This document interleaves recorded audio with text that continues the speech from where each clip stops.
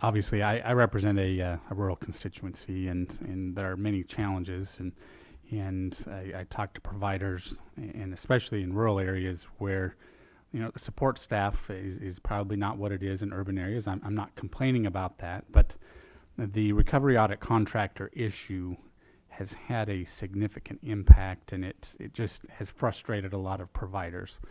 So I had a bill last Congress which would have reformed the RACs, and I'm continuing to work on this issue.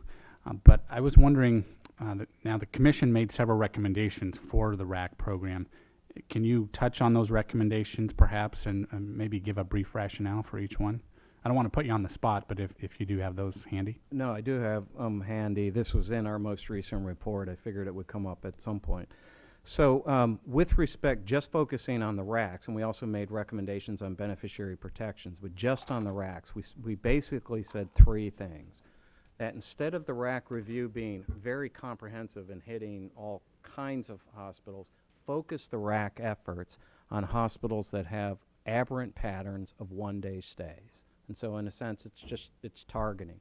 Number two, RACs are a contingency fee type of operation, and we want the RACs to bring the most credible and defensible cases, not just sort of, to take their chances and do as much as possible and then see what happens. And so we would say the contingency fee should in part be adjusted if they have poor overturn rates. They bring lots of cases that get overturned, then their contingency fee should be brought down, make it a financial incentive to bring good, strong cases. The third thing is to adjust the look-back period for the RAC. So RACs were able to go back several years on hospitals and say, I'm challenging this particular admission. And, 2-3 years, a lot of administrative costs trying to dig that out, electronic record.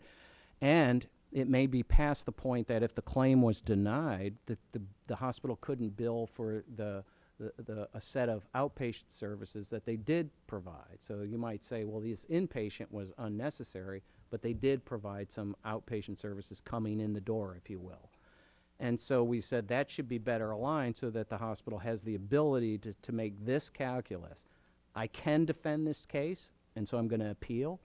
Or actually, I'm not so sure I can defend it, so I'm not going to appeal it. I'm going to actually just take the lower outpatient reimbursement and walk away. And that's the dynamic, rather than appealing everything or appealing nothing, that we're trying to get set up in there. So Okay. Those were the three RAC things. Sure, I appreciate that.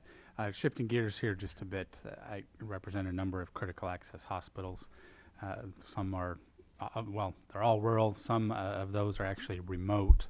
And I know that you've previously said that the closing of rural hospitals is proportionate to the closure of urban hospitals. Is that an accurate description? I would say that the impact to the community, and perhaps to the patients themselves, is disproportionate. Does the Commission take that into consideration at all? Yes, and by saying it's proportionate, I don't think anybody was trying to say, and this drives right to a point that I would like to make. You may agree or not, but it does. The Commission, in writing that down on paper and reporting what's happening, we weren't trying to say, and therefore there's no issue here. Obviously, if you're in a urban area and a hospital closes and there's two other hospitals right nearby, the significance of that closure is very different than if you're the only hospital within 50 miles. And the thing that we're trying to say is rural, and this comes from our rural commissioners.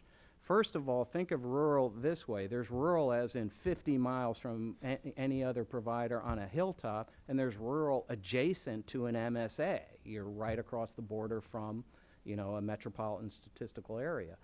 The access implications of closure in those two settings are very different. Right.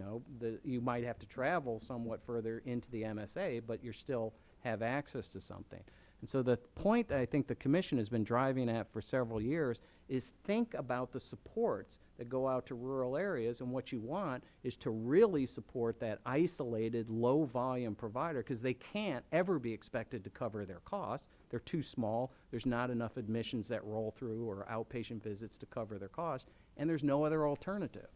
But all over the place, we are Please I finish. think I'm done. You know, by the way, no other witness ever stops when I do that, so I appreciate that very much. But this important point. But I am going to finish. It's very, very short.